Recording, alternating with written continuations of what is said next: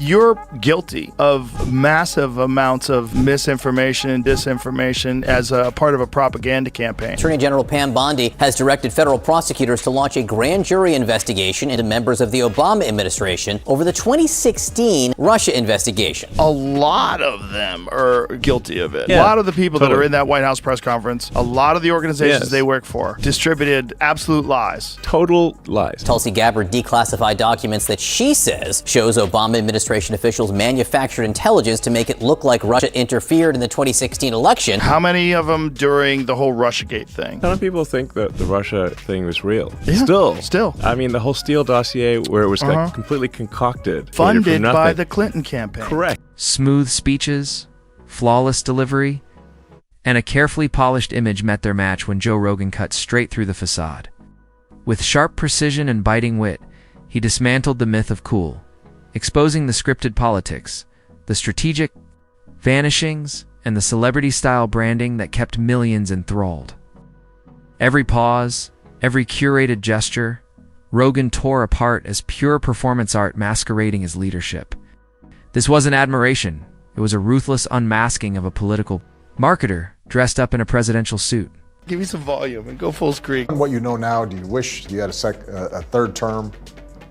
You know what, if I could make an arrangement where I had a stand-in, a front man or front woman, and they had an earpiece in and I was just in my basement in my sweats looking through the stuff, and then I could sort of deliver the lines, but somebody else was doing all the talking and ceremony, I'd be fine with that. We know he wasn't really running the country. Yeah. We used to think he was actually running the country, and now they're like, no, he didn't even see those executive orders. That was all auto pen. Barack Obama has built a second career on transforming every public appearance into a cinematic monologue. Joe Rogan cut straight through that perfectly staged image, noting how Obama speaks like a philosopher but operates like a brand ambassador. He doesn't just talk, he orchestrates. The timed pauses, the lowered voice, the slow, deliberate lift of the chin. It feels less like statesmanship and more like a theater student who wandered onto the Oval Office stage. Rogan sees through it all, calling it exactly what it is: performance art dressed up in a suit. He doesn't give a Here in the United States, countless publications provoke offense. Like me, the majority of Americans are Christian, and yet we do not ban blasphemy against our most sacred beliefs. He doesn't give a They're just going for it. As president of our country and commander-in-chief of our military, I accept that people are going to call me awful things every day, and I will always defend their right to do so. Flat out lie. Efforts to restrict speech can quickly become a tool to silence critics and oppress minorities. We do so because, given the power of faith in our lives, the strongest weapon against hateful speech. The former president has perfected the art of being everything to everyone while standing firmly for almost nothing. One moment he's the cool, relatable dad figure. The next, the untouchable statesman, and often both within the same sentence. It's a balancing act that has kept his admirers entranced for more than a decade. Rogan tears into that duality, mocking how Obama can speak endlessly about change and progress, yet still make it all sound like a sanitized college brochure. Carefully rewritten to avoid ruffling a single feather. This is the accusation. They're throwing around the word treason. I hate to say this, but President Barack Obama, there is now incontrovertible evidence that he was the spearhead of a seditious conspiracy to subvert the will of the American people and overthrow the United States government back in 2016. They're saying that Obama knew that Russia did not meddle in the election, did not have any impact in the election. The cult of personality surrounding Obama is where Rogan cuts the deepest. To many, he's treated like the living embodiment of hope, a man who could stroll into a room and fix the economy simply by loosening his tie. But the reality is far less cinematic. Behind the smooth delivery and polished smile lies a politician playing the same game as everyone else, just with better lighting and a cooler playlist. Rogan drives home the point. Charisma isn't policy. Charm doesn't solve problems. Obama's greatest trick was convincing people it could. Obama, during this Kamala Harris administration, it changed my opinion of that guy. I don't understand how we got so toxic, so divided, and so bitter. He said he wanted generals like Adolf Hitler had. Donald Trump said that. Did you have a high opinion of him before? Yeah, I did. I did, just as an intelligent person, a statesman. He's probably like caught up in the system. It's very difficult to make real meaningful change. You think you're going to do something, and then you get into office, and you're like, oh God, what a quagmire this place is. But watching him just straight up lie about Trump. The childish nicknames, the crazy conspiracy theories, this weird obsession with crowd sizes. The thing that got me was that very fine people thing, the white supremacist thing. They just kept trying to say that he was a racist. When he's not complaining, he's trying to sell you stuff. You're running for president and you're hawking merchandise. Gold sneakers, $100,000 watch. Why are you selling the watch? What are you doing? Which is this thing that I think worked in like 2017. I don't think it works anymore. I don't think people believe it anymore. We've gotten numb to all this stuff. Rogan zeroes in on Obama's post-presidency globe. While most former presidents fade into memoirs and golf courses, Obama has transformed his after years into a luxury lifestyle brand. It's Netflix deals, Spotify playlists, and speaking. Tours with ticket prices steep enough to cover a small nation's healthcare bill. Rogan tears apart the notion that any of this is about public service. To him, it's a man cashing in on the myth he carefully built, in office executed with. The slick precision of a Silicon Valley CEO launching a new app.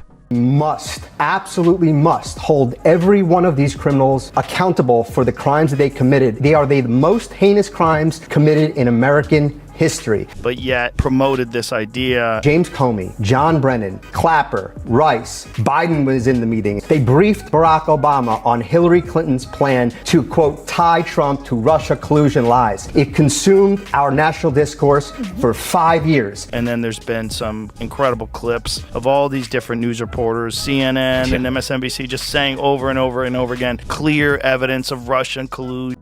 Then there's the ever-present nostalgia machine. Obama's admirers cling to the memory of his speeches like comfort food. Overlooking that much of his presidency was a masterclass in strategic inaction. Rogan doesn't let that slide, reminds you.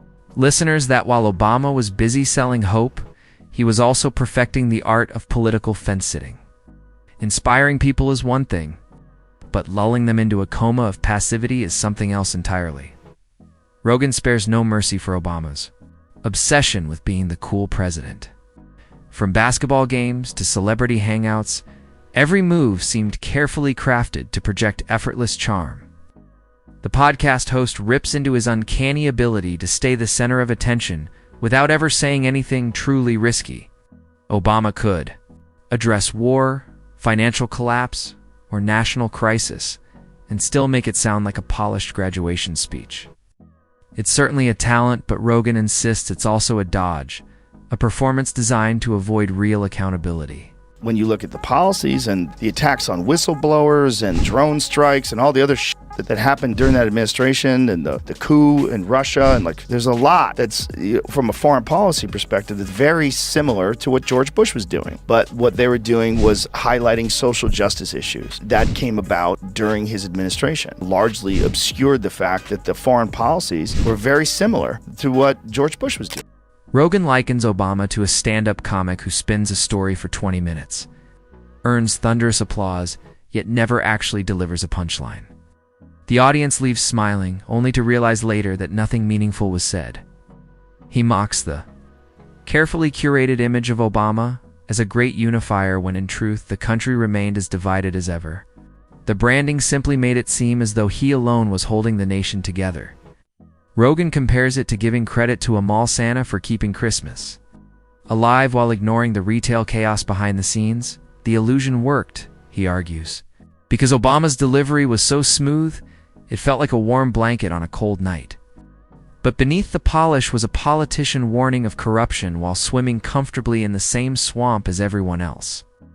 Rogan dubs it the political yoga routine, a display of extreme flexibility in morals and positions, always ending with a graceful bow to the cameras. There is what Obama said on the same video. There is what Trump actually said. It's disgusting. It's a disgusting lie. And he's talking about George Washington. He said George Washington had slaves. Let's play it. On both sides of a white supremacist rally. You had some very bad people in that group, but you also had people that were very fine people on both sides. You had people in that group that were there to protest the taking down a very, very important statue from Robert E. Lee to another name. Was George Washington a slave owner? So will George Washington now lose his status? Excuse me, how about Thomas Jefferson? Are we going to take down the statue? Because he was a major slave owner. And I'm not talking about the neo-Nazis and the white nationalists, because they should be condemned to... Rogan takes aim at the Obama Netflix empire, mocking the notion that these productions exist to inform or inspire.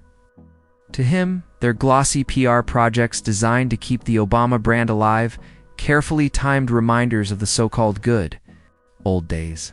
He compares it to a musician who hasn't released a new hit in years, but keeps pushing out greatest hits. Albums for fans unwilling to admit the music's over. Rogan stresses that when a political figure controls their own storytelling platform, the result isn't history, it's propaganda. It's just with a better soundtrack. That obsession with legacy is where Rogan delivers some of his sharpest blows. He argues Obama's entire post-presidency revolves around curating how history will remember him. Every interview, documentary, and public appearance is another brushstroke on a self-portrait he intends to hang in the Hall of Great Leaders. But the reality is far messier, and Rogan is there to smear the paint. The timing of these releases is too perfect, too polished, to be accidental. It's the kind of media savvy you'd expect from a Kardashian, not a former president. And yet, it works because Obama knows his audience and plays them like an instrument. Is that the 2011 thing where Obama allowed people to use propaganda against United States citizens? Hillary Clinton is and has been an outstanding public servant. What was done then under Obama, effective repeal of it, was called the Smith Modernization Act. She was a great Secretary of State for me. At the time, the media and media control was seen as the linchpin crux of winning the Cold War, piping in pro-U.S. media influence. Policy of my administration is to encourage transparency. Why my emails, the BlackBerry that I carry around, all those records are available. Congress recognized the Frankensteinian monster they were creating by authorizing a covert, permanent Department of Dirty Tricks, and this is their phrase, not mine. Hillary is instructed those emails that had to do with official business need to be disclosed. To infiltrate and co-opt the universities, the unions, the media, the politicians, the judges, the whole swarm army. Rogan doesn't let Obama's selective activism slide either. He calls out the way the former president chooses, causes the same way influencers pick brand deals. They must align neatly with his image and carry zero risk of alienating his fan base. There's nothing courageous about championing issues that are already fashionable. True leadership, Rogan argues, means taking stands when it's uncomfortable, and that's a lane Obama almost never enters. He portrays him as a politician who loves the appearance of risk but avoids any of the real danger. The celebrity friendships take heat too. Obama surrounds himself with Hollywood elites, crafting the illusion of being culturally connected while living in a bubble more insulated than most royal households.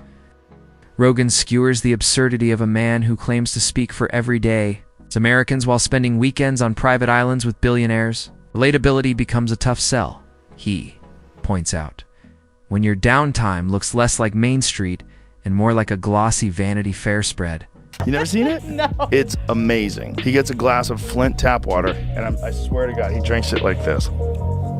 Watch this. Can I get some water? I really did need a glass of water. This is not a stunt. Usually when something isn't a stunt, you have to say It's that. 100% a stunt. When was the last time a president stopped a speech to ask, can I get a glass of water? They would never do that. They would have water ready for him. Rogan's roast isn't just about Obama's politics, it's about the entire brand he's built. The tailored suits, the balanced tone, the curated playlists, all part of a package crafted to sell a feeling rather than a reality. That feeling is nostalgia for an America that existed mostly in speeches and campaign slogans. And while it's clever marketing, Rogan reminds his audience that nostalgia doesn't pay bills or fix the problems left behind by the time Rogan finishes. Obama isn't a flawless orator or beacon of hope.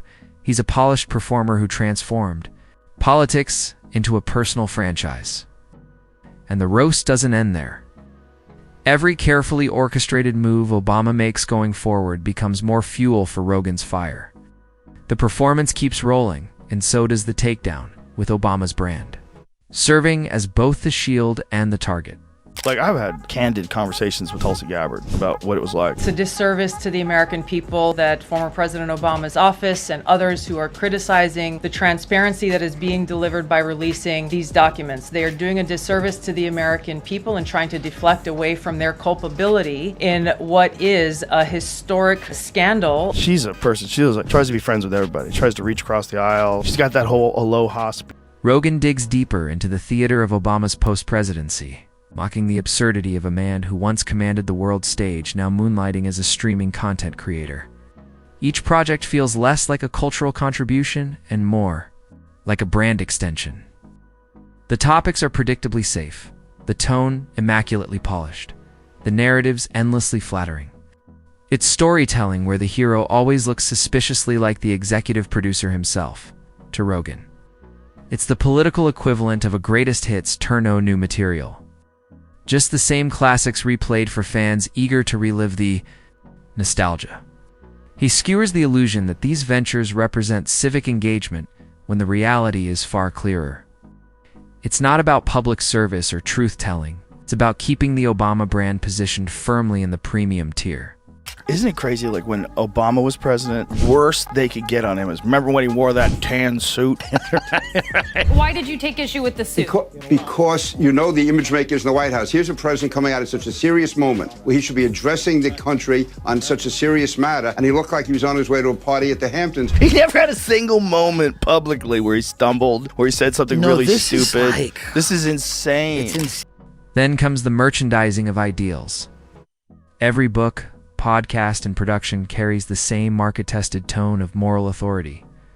Polished until it feels like a brand logo, Rogan points out how Obama has essentially turned leadership itself into a product line, one that his audience consumes as though buying in is an act of patriotism. The irony, Rogan notes, is that the customers walk away feeling inspired while the seller walks away with a bigger check and a shinier legacy. Rogan also takes aim at Obama's strategic invisibility, the way he vanishes whenever political reality turns ugly. And when he does resurface, it's always with a perfectly framed presence designed to grab headlines without inviting controversy. Rogan compares it to a pop star dropping a surprise single just as interest starts to fade. The song doesn't need to be groundbreaking, it just needs to remind the fans you're still there. It's performance art with no curtain call, and Rogan makes it clear the act is still running strong.